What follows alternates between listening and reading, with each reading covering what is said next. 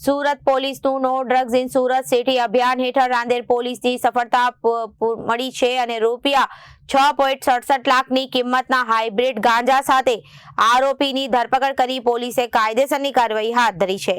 સુરત પોલીસનું no drugs in Surat city અભિયાન હેઠળ રાંદેર પોલીસને મોટી સફળતા મળી છે।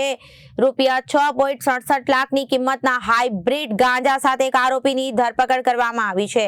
પાલનપુર પાટિયા સ્થિત મશાલ સર્કલ પાસેથી આરોપી ઝડપાયો હતો। આરોપી ચારવાક જનક ભટ્ટ પાસેથી 225.87 ગ્રામ હાઇબ્રિડ ગાંજો લઈને આવી રહ્યો હતો। તે વેળાએ પોલીસના હથે ચડ્યો, જે ગાંજાની કિંમત બજારમાં 6.67 લાખની માહિતી સામે આવી છે અને ગુપ્ત સૂચનાના આધારે પોલીસે મોપેડ પર પસાર થતા શખ્સને ઝડપી પાડ્યો છે, જેની તપાસ કરાતા તેની પાસેથી હાઇબ્રિડ ગાંજો મળી આવ્યો હતો।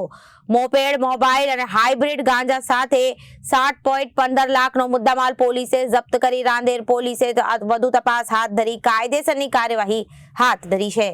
Reporter Arvind Rathod, Janadesh news, Surat.